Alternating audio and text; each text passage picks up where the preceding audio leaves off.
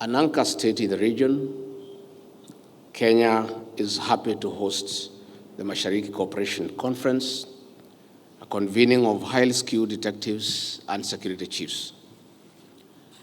While your mandate is mainly working at the national level, the changing landscape of security demands that we seek and enhance partnership networks beyond our borders. Indeed, security is a national, transnational, and international issue which must be tackled with corresponding interventions.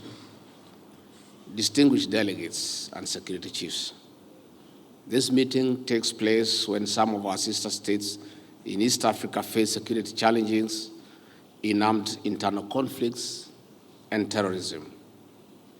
This is besides transnational organized crimes, including trafficking in humans, especially children, drugs, counterfeit goods, corruption, money laundering, wildlife trophies, among others.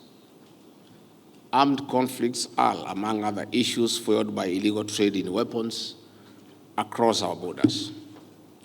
Terrorism and religious extremism are taking root as radicalization cells also grow. As technology advances, crimes and other forms of insecurity have gone high-tech, therefore more complicated. These and other security challenges threaten national development agendas for socioeconomic transformation towards the Africa we want, as outlined by Agenda 2063 of the African Union. Security concerns are a threat to Africa rising, besides achievement of sustainable development goals as envisaged under Agenda 2030.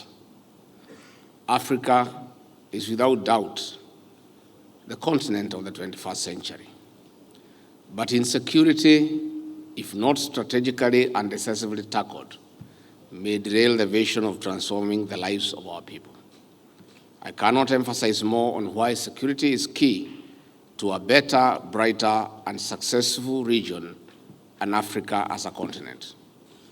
That is why this meeting, which happens about 4 years since Africa missed the target of silencing the guns by the year 2020, as one of the strategies of spurring development, is timely. Distinguished security chiefs and delegates, national and international legal frameworks place the responsibility of guaranteeing security to citizens on the state. But such frameworks, especially in Africa, may not clearly outline collaboration and cooperation at interstate and regional levels. The National Intelligence Service officers are an essential component in collection of evidence-based information for action by other state agencies. In an environment where networks of criminals have gone regional and global, national intelligence services cannot be left behind. You have to be ahead of the game. That is why this conference on harnessing opportunities to address the common threats for a peaceful and prosperous region offers a moment for networking and building joint strategies. As a region, we have all borne the brunt of insecurity when our neighbors are troubled. Trouble anywhere in our region is trouble for everyone. That is why we must work together to address security threats.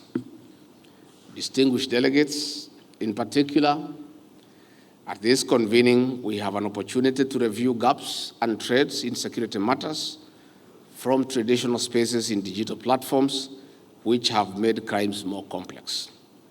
Digital spaces have become playgrounds for recruitment and radicalization, money laundering, and trap points for homicides and other cybercrimes, sadly as recently witnessed in Kenya. Esteemed delegates, this calls for strengthening of the capacity of officers in digital skills. This is in addition to recruiting experts in specialized and emerging areas in technology to be ahead of the game. While more resources are required in integration of artificial intelligence into security operations, we have no option but to invest for better outcomes. With advancing technology, we must be armed with highly innovative infrastructure for tracing, tracking, and monitoring potential threats for early elimination and prevention. Security chiefs here are advisors of key state decision makers. Your work must inform legal and policy actions for sustainable security solutions. We are ready to receive guidance on best and most productive strategies of integrating technology for enhanced security. Beyond this conference, we expect that you identify strong areas of each state represented for cross-pollination of good practices through formal and informal training and exchange program for officers.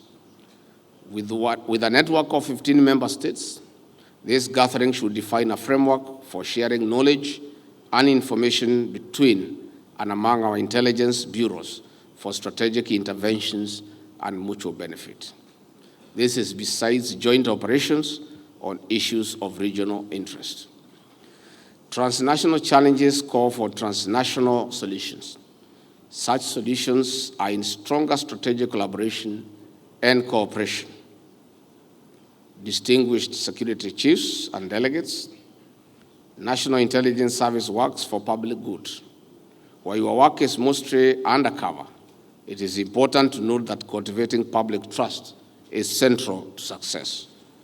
This therefore calls for a human rights-based approach to investigations. This will instill and sustain public confidence in the National Intelligence Services as a public interest-driven state organs. On this note, I now take this opportunity to declare the Mashariki Cooperation Conference officially open and look forward to the outcome for further action. Asanteni sana. Again, let me appreciate our National Intelligence Service for hosting this very important conference. Matters security are non-negotiable, and the stability of our nations and our region is, to be very plain, in your hands. You are the men and women who must remain awake so that the rest of us can sleep. And if you sleep, all of us are in trouble.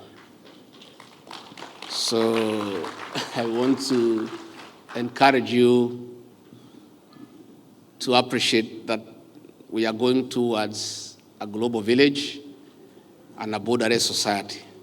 So let us work together and cooperate to enhance security and peace in our region so that our people can enjoy their lives and they can go about their businesses without having to worry. We do want to take this opportunity to appreciate all of you for the good job that you are doing for the last so many years, where various threats have been thwarted and incidents of terror have been managed to a very large extent. In our beautiful country here in Kenya, we are still traumatized by the 1998 bombings at the American Embassy, the Westgate Mall attack, the Dusit attack. And when we reflect for the last several years, we have not had any terror attack. For the public may not know, it is the men and women in this room who have worked tirelessly to thwart so many efforts that would have created hell for our people. I really want, on behalf of my president and the government of the Republic of Kenya, to appreciate all of you and to encourage you to continue cooperating, sharing intelligence, and working together to create a stable region. A stable region is good for each country, it's good for our citizens. And I'm sure at the end of this conference, you'll create good mechanisms of sharing real-time intelligence so that it can be useful to assisting the other state organs dealing with security to deal with threats from terrorism and other crimes, organized crimes, that are part of our continent and the world. Finally, before I finish, I take this opportunity to assure our National Intelligence Service here in Kenya of our continued support as a government to provide to you adequate resources despite a very tight monetary space. We'll continue according you the necessary support, because if we don't, we will not be able to enjoy all the other economic programs we are working on. Security is prerequisite to development, is prerequisite to everything. And therefore, let me take this opportunity to assure our Director General and your men and women that the President has confidence in what you are doing. He appreciates the good work that you are doing, and be assured of our continued support in all areas, including adequate financing to enable you undertake your work. Na nikimalizia, as I wind up, for those who have visited us here, please don't be in a hurry to go home. Take a bit of time here in the city of Mombasa. I'm sure you came with some dollars and some euros. Please leave them behind here. We need them. If you can spend some time here in Mombasa, we have very exotic beaches. We have nice hotels. We have hospitable people. And since you work so hard, take advantage of being here in Mombasa to spend 2 or 3 days on holiday and leave us some foreign exchange here. It will be useful for our country. With those very remarks, thank you very much. May God bless you.